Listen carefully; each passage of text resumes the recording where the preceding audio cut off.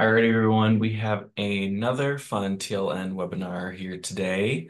We're doing part two of the Cygnet Pharos Library Project Financial Education Series. So we have Ted back today, and we're going to take it away. So welcome, Ted. Thank you. Thank you.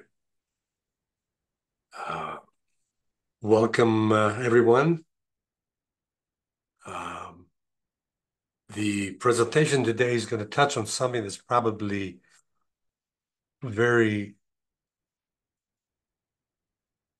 common, although it's so common that we don't often pay attention to it.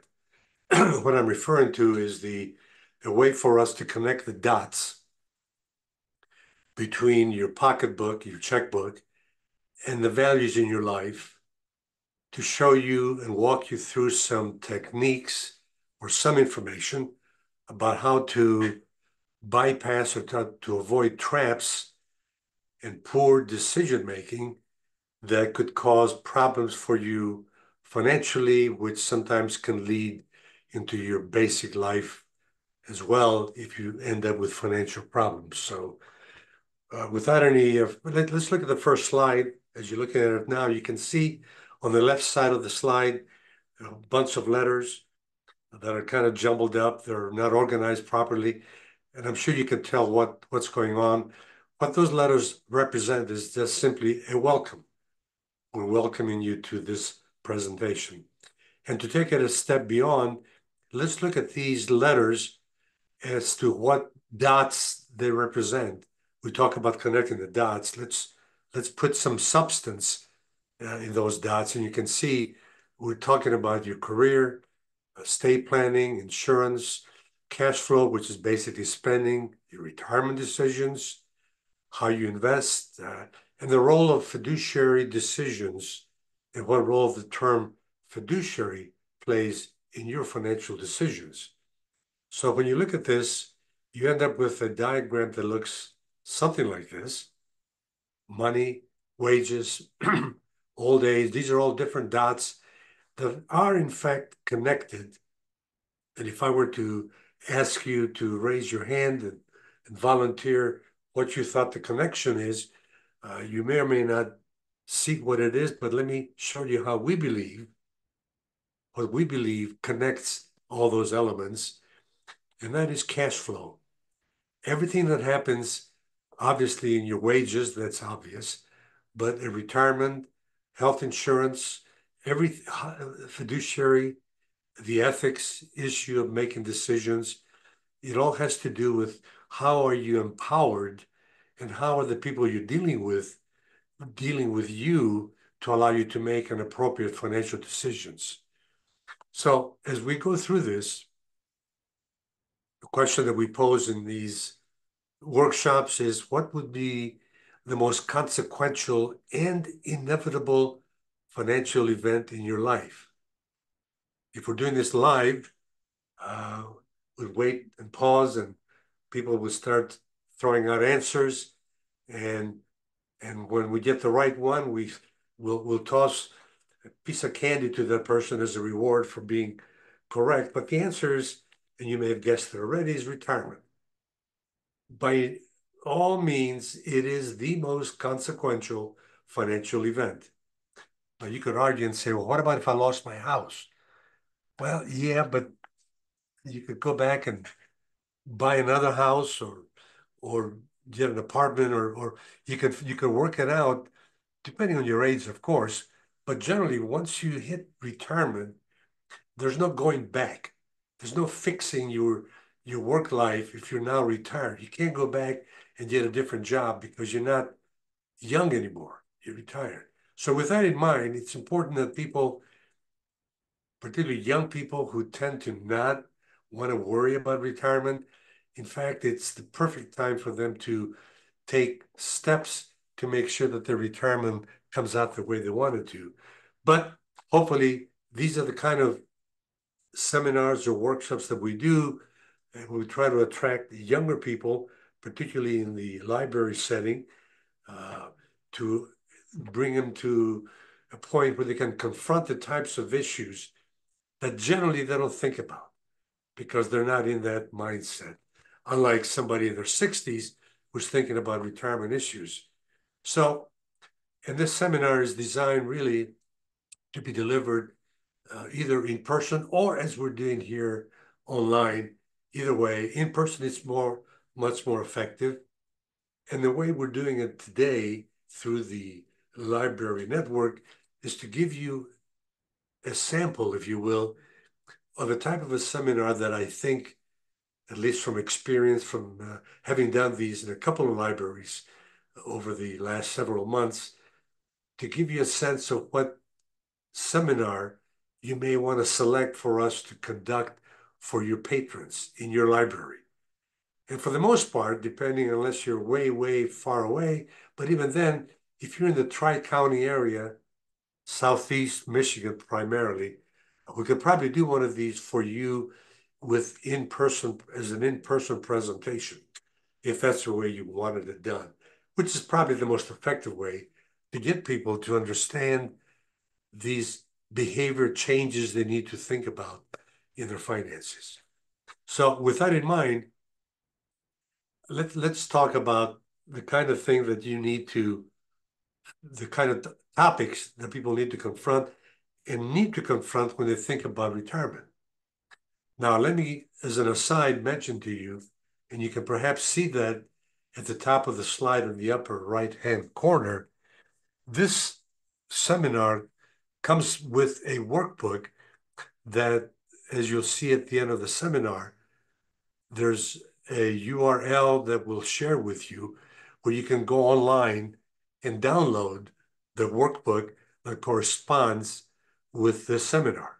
So actually, when we do it live, we hand these workbooks out and people in class are asked to follow along. In this particular case, with the context available to them within the workbook itself. So now what we have is there are a couple of pages, 1 and 2, that talk about the option that a person would choose when they retire. Some people still have due pensions. They still have pensions. And the question is, which option do I select? Do I select the single life or the joint option for my spouse, which means giving up some money to get the survivorship benefit? Social Security seems to become more and more difficult for people. It gets more and more complicated, but there is a decision that needs to be made there as well. And of course, retirement savings, when people are not yet ready for retirement, particularly if they're younger, the question, well, how much should I be saving?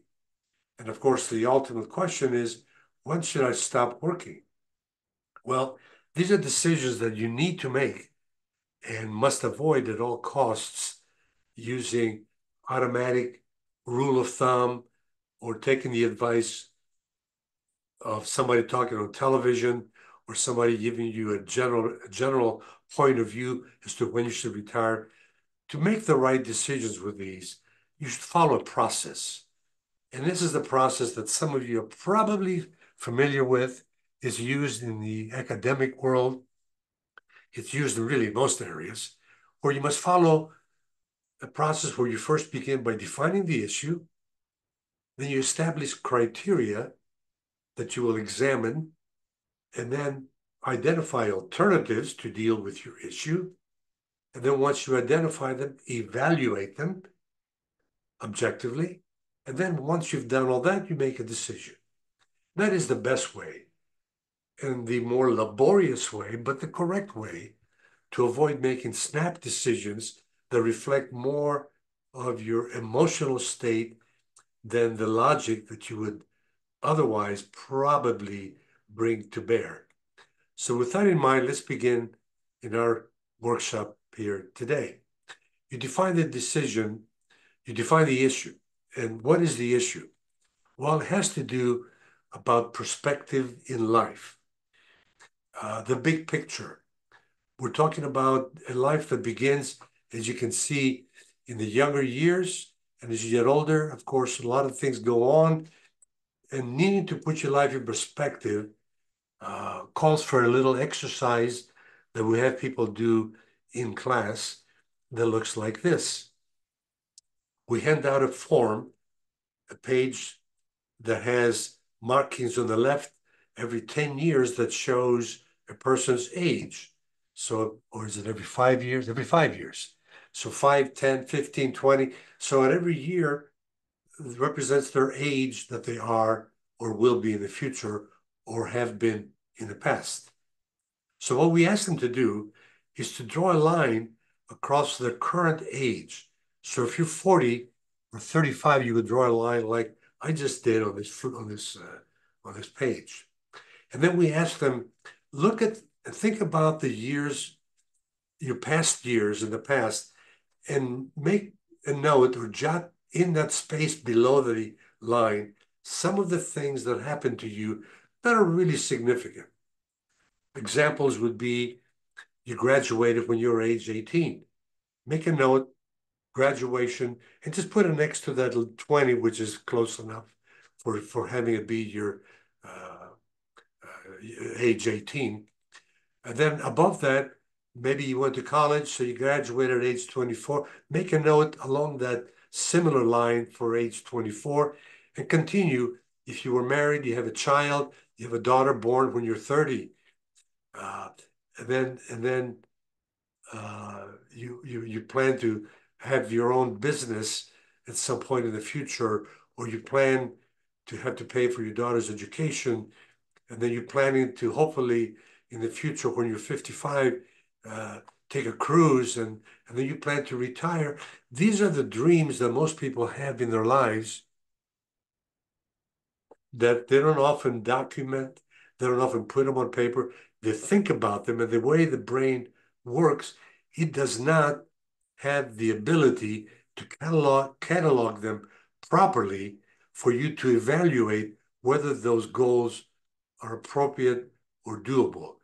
So putting them on paper creates the first step in your decision process, which is the issue of how do you think about your life.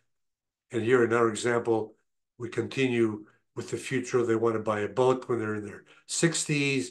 They want to skydive if they make it to age 80. So these are the things that people would dream of, and it's ideal if you can put them down on paper because then you have the ability to evaluate them. So these being the issues, and we give people about 5 minutes to do this in class. Where was your life before this age that you're at now, and what things do you want to do in the future? So with that in mind, we emphasize that you really need to align those goals with the decisions you make. And one of them is, who are you? An important little exercise we have them do, and that's on page 4 of the handout, is knowing who you are can lead to better decisions. And this is asking questions which we ask people in class to kind of go through this in the next, we'll give them about 3 minutes.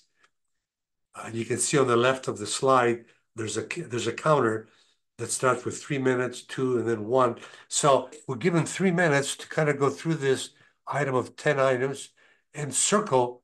For example, I do things impulsively. Well, is that true or untrue? Is it very true? So having a profile or having you do some introspection to get a sense of how you look at your life can be very valuable in the way that you approach decisions.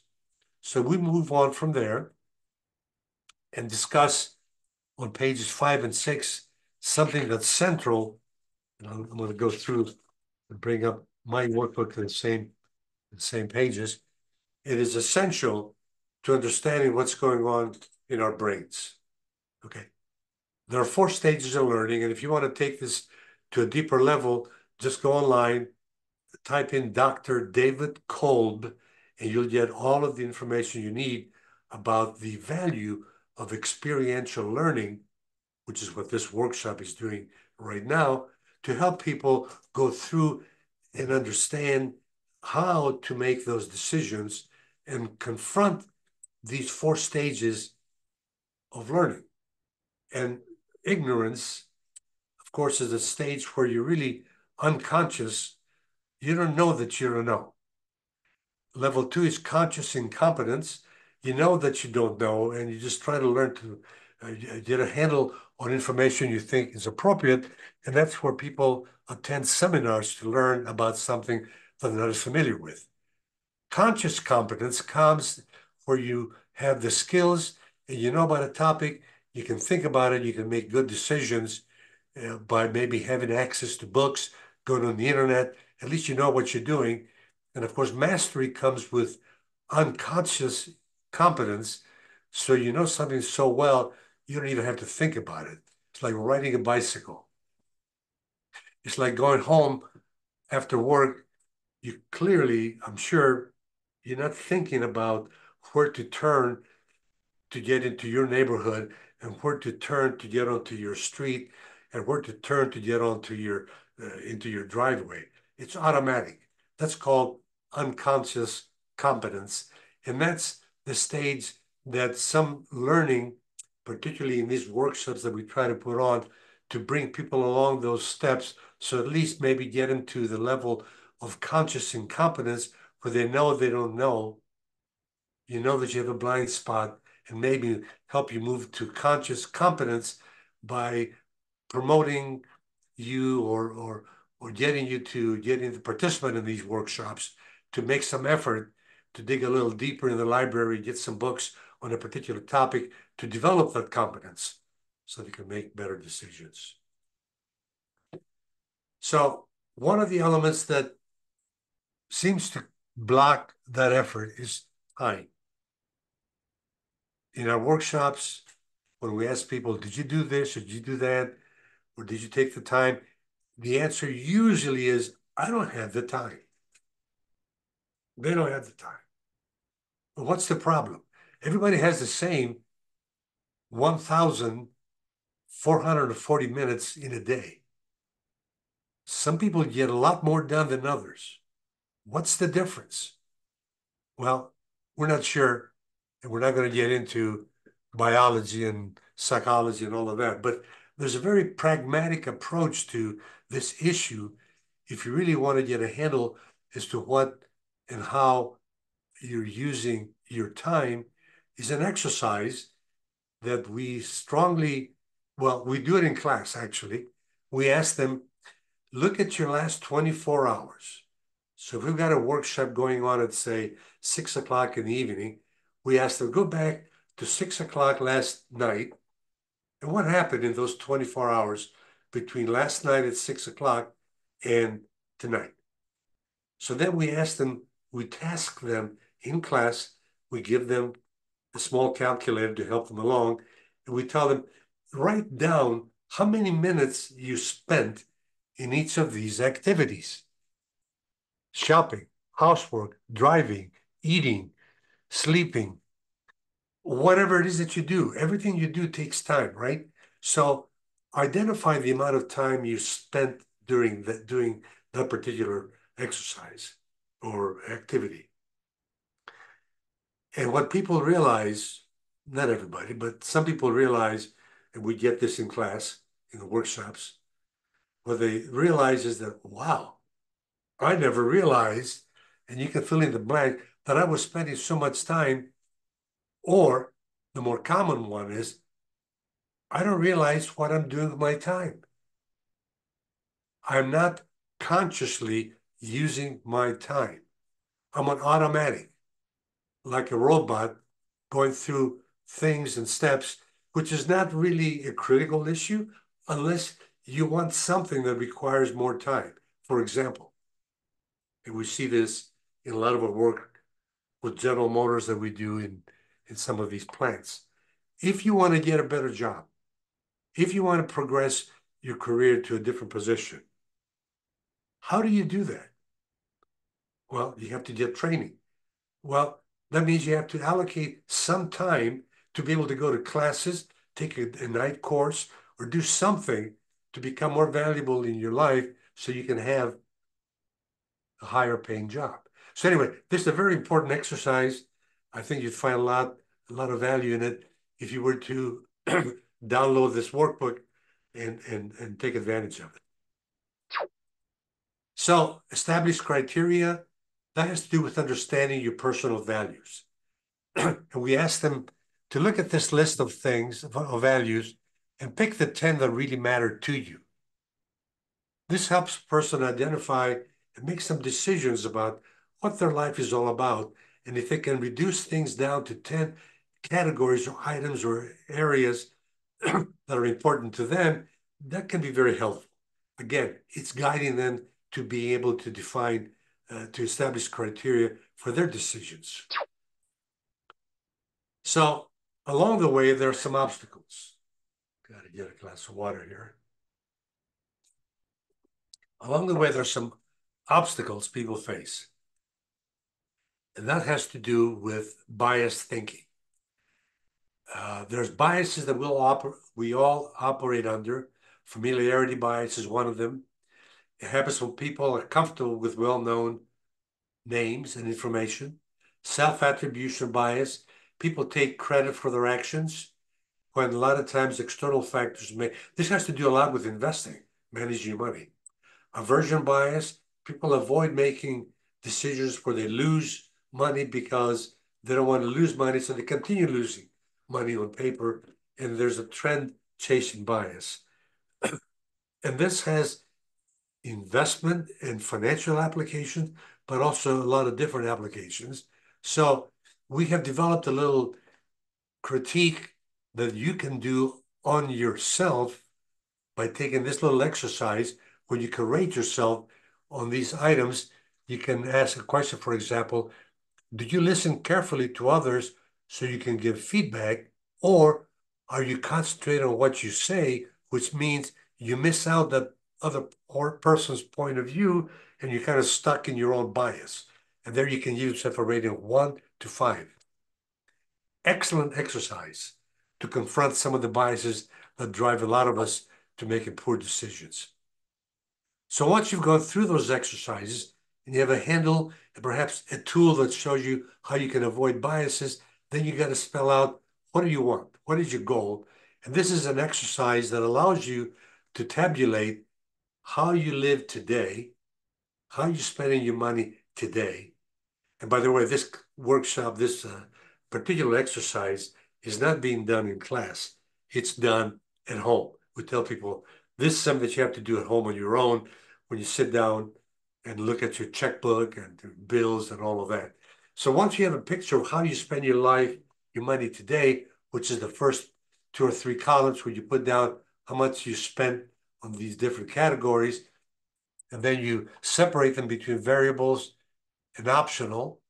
You have your fixed, your variable, and your optional.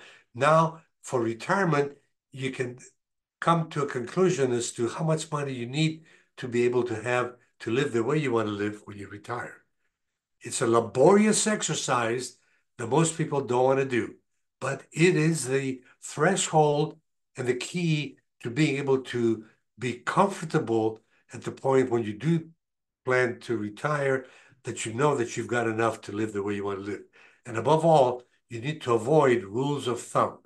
Don't take somebody else's percent sense that you need 70%, 60%, 80%, when you really cannot rely on that, when you can actually get the real number if you're willing to do the work, the homework, to arrive at the right number.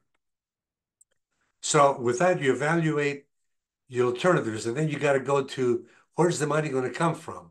And this is an exercise that allows you to use this form where you stipulate the last year of work. In my example is the year 2035.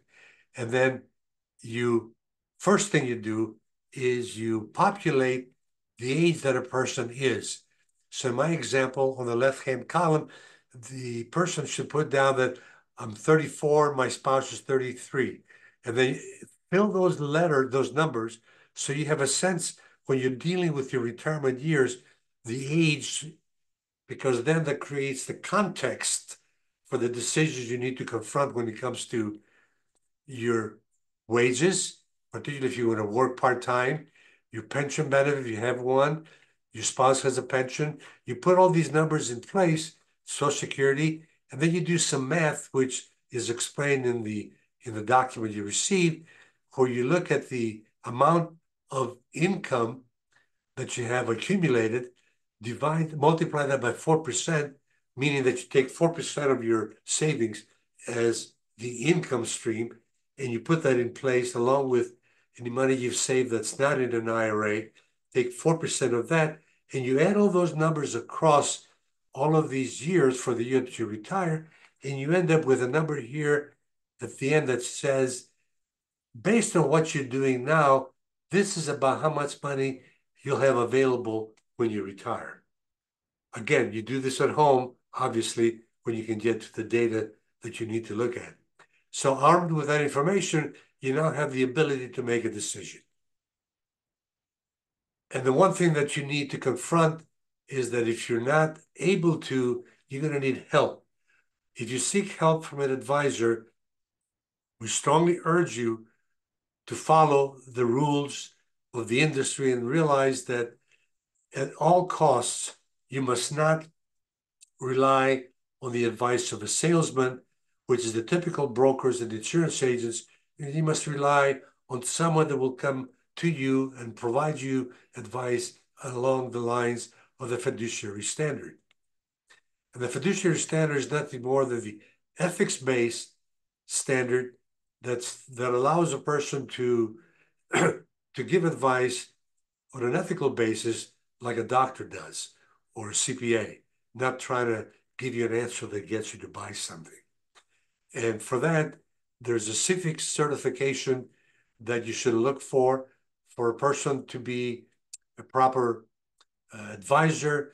Ideally, they should be civic certified, which is like the Underwriter Labs certification for electrical products.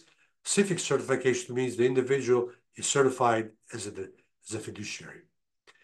If you can't find that, look for a certified financial planner or a certified retirement counselor. They operate as fiduciaries as well. So it's good to hire one of them to help you. If you can't find any of those, maybe the person you're dealing with was not certified in any way, at least ask them these questions.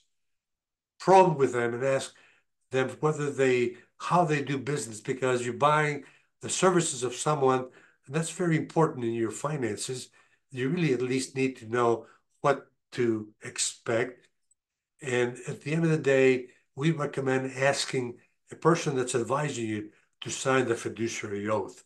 Now, this particular document is contained, there are 4 steps that I've described here to you that are contained in the last page of this particular document, this workbook that's available to you on page 13. So in summary, hopefully you'll take the time to connect those dots and use a decision process to allow you to do so. The workbook that is available for you that you can download is a 16-page workbook that has all the information that I've discussed in this presentation, and you can easily download it by going to this URL at the bottom of the page of this, on the left side of this document. So based on that, let me see if there's anything further. I really wanted to thank you all. There's nothing else. If there's any questions, please feel free to follow our URL. And you simply go to this URL here, you'll get to the library section, but you can use our website, cygnetinstitute.org, our contact to ask or to send out a request for more information, and we'll be delighted to do so. If not, we will be sending out a form for you to reply to in terms of your response to this workshop, and hopefully with that we can continue making those improvements. Thank you. I have a couple good questions for you, Ted. So you mentioned kind of the process of walking through your personal expenses and your revenue streams and things of that nature. Um, do you have to be prepping for retirement to start doing that, or should you start doing that at a certain moment in time? No, the ideal time for this is really to do it now, whether you're in your 40s or 30s or even your 20s. And this particular, let me go to this quickly. Here we go. This particular spending analysis for retirement, the earlier you do it, the earlier people uncover wasted money when they realize they're making 40,000, 60,000 a year or more, and they chart out where the money's going. They'll find areas where their money's being spent that they realize that, why are we doing this? A lot of the time we see it, people with their Comcast bill, the $300 Comcast bill that they're spending maybe 10 hours a week or 20 hours a week watching TV. And it's like, that's a lot of money to waste. That's 3,000, 4,000 a year. Is it worth it? So the whole point of that exercise is to allow people to make a judgment and to make some corrective action. And if they do it in their 30s, well, you can imagine what money will be saved and not wasted for all the years between then and retirement. So it's ideally the early, and it's a tough thing to get younger people to do it because they feel like, I don't need to, I've got enough money, I'm living well. Well, yeah, but are you saving enough? And it's so much better if they can start saving when they're younger, because compounding allows that money to grow. So by the time 30 years down the road, they're ready to retire. If they've been saving diligently in the beginning, now all of a sudden they're in great shape when they do retire. Now, charting when going through the exercise of charting all of this, is there a method that you typically follow as far as trying to collect all of the sources for spending? Say you're looking at your bank statements, your credit card statements, your receipts, All of the above. It really takes, it's a serious topic. When we do, people that do this, and we do also workshops for General Motors, and this is an exercise we demand people do at home and bring to the next meeting. And basically, it takes an evening, sometimes 2 evenings. And for people that are married, we strongly urge that this is a joint project. Mhm. Sometimes you have either the husband or the wife, one or the other, that does the books or does the checkbook or whatever. So one of them would say, I don't deal with this. She does it or he does it. So the temptation is to let one person do it. The problem is only one person then has a picture of their finances. And we make the kind of like a snarky comment to people and tell them, look, if you're not going to be living together when you're in your 60s, that's fine. You can ignore each other's attitudes. But if you plan to stay married for the rest of your life, it's really important to get on the same page.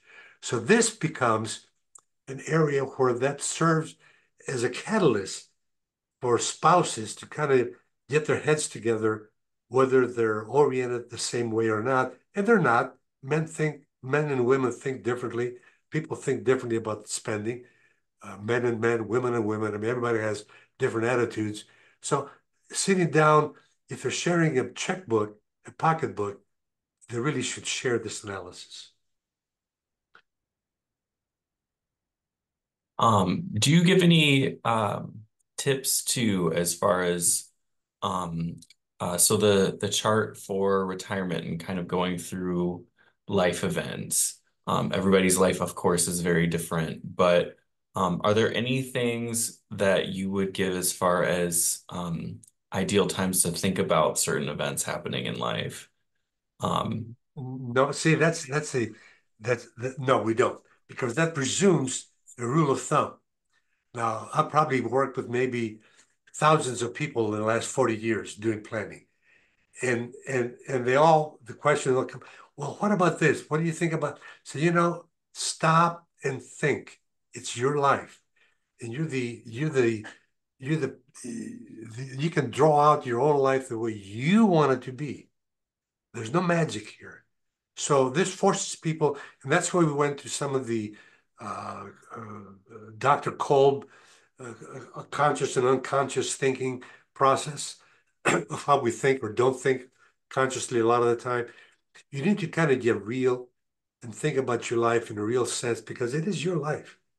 And in that sense, we tell people just close your eyes and dream. When do you want to have when do you want to get married? Well, I'm not sure. Well, no, pick a time. You want to get married in the next 12 months? Well, no. You want to wait till you're 40 to get married? No. Well, pick a date. It doesn't mean, see, it's like anything else. If you can stipulate a goal, and there are multiple goals that exercise goes through. Here we go.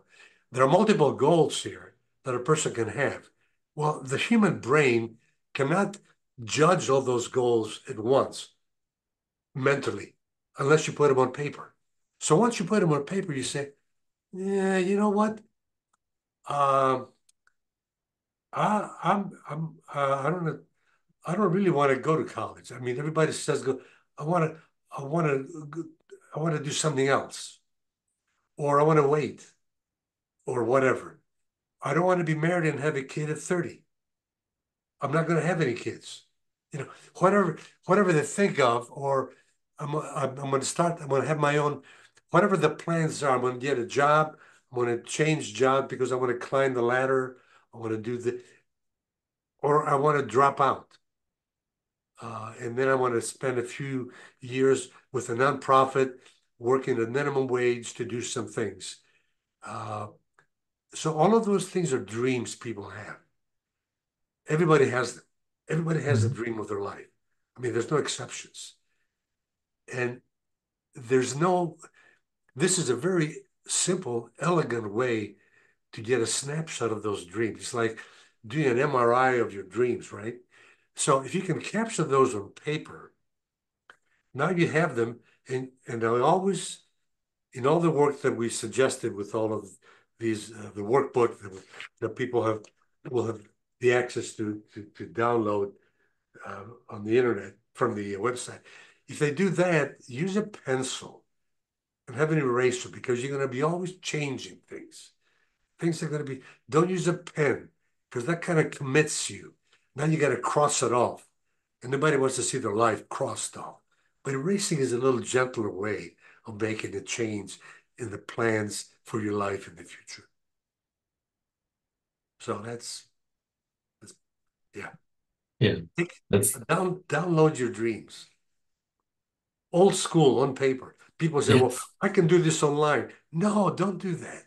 Don't do that. That's faster and more, easier for you perhaps because you don't do that. Do it on paper. We do a lot with educators, teaching them personal finance. And one of the things that they compliment us on is the fact that all of our workshops require that people do the work by hand and pencil, eraser, and calculator, not online. Now, once you go through this and you build your plan on paper with a pencil that you've and comments that you've erased from time to time and adjust and all. Once you've done all that, you got a solid picture. Yes, you can take that and transfer it now to a spreadsheet, to any number of software or applications that you want to use to really refine it even further. But starting out and looking for the efficient way, the fast way is the wrong way. Use a pencil. Teachers and educators will tell you this. Something magical happens when you have to think about something and then reach down with your pencil and have to write it on paper. There's some chemistry that goes on that reinforces or causes you to say, no, no, no, this doesn't make sense, and not do it. You see, it forces the mind to think about what you're going to write. And once you write it, if you're comfortable with it, then that's comfortable. Then you get the Mhm. right thing done. So yeah, there's the process. Old school Yes. works. Now, well, this will probably be the last question.